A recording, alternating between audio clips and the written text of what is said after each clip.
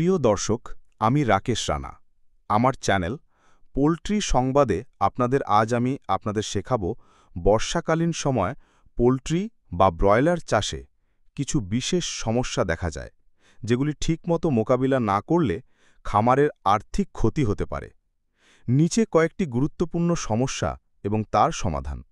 প্রিয় দর্শক, আমি আশা করব যদি আজ আপনারা এই পুরো ভিডিওটি দেখেন, তবে বর্ষাকালীন ম্যানেজমেন্ট নিয়ে আপনাদের কোনো অজানা থাকবে না। ৩. বেডিং অর্থাৎ লিটার ভিজে যাওয়া ও দুর্গন্ধ। সমস্যাগুলো যদি দেখি, বৃষ্টির জন্য ছাদ চুমিয়ে বা আশেপাশের পানি ঢুকে লিটার ভিজে যায়, যার ফলে অ্যামোনিয়া গ্যাস তৈরি হয় এবং শ্বাসনালীর ক্ষতি করে।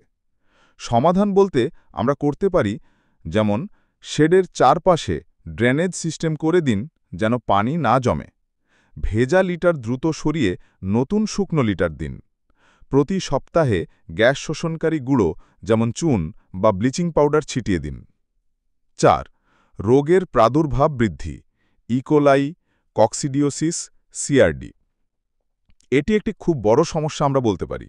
যেমন বর্ষাকালে আর্দ্র ও ঠান্ডা আবহাওয়ায় রোগের সংক্রমণ বৃদ্ধি পায়। তবে এর সমাধান যদি বলি, তাহলে ভ্যাকসিন ও নিয়মিত ওষুধ প্রয়োগ নিশ্চিত করুন। ভালো মানের অ্যাসিডিফায়ার ও প্রোবায়োটিক ব্যবহার করুন। নতুন পাখি আনার আগে কোয়ারেন্টাইন পালন করুন। ৫. খাদ্য পচন ও ছাঁচ, ফাঙ্গাল গ্রোথ। সমস্যা এটাও কম নয়।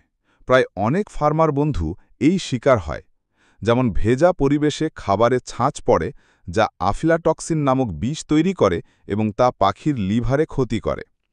তবে এই সমস্যার ক্ষেত্রে আমরা যদি এগুলো সমাধান হিসেবে বলি, যেমন খাবার সব সময় শুকনো ও বায়ুরোধী ড্রামে সংরক্ষণ করুন, প্রতি সপ্তাহে খাবারে টক্সিন বাইন্ডার ব্যবহার করুন, পুরাতন বা দুর্গন্ধযুক্ত খাবার পরিহার করুন।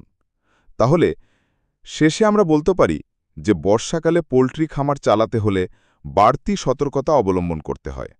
পরিষ্কার পরিচ্ছন্নতা, শুকনো পরিবেশ, নিরাপদ খাদ্য ও পানি এবং রোগ প্রতিরোধের জন্য নিয়মিত।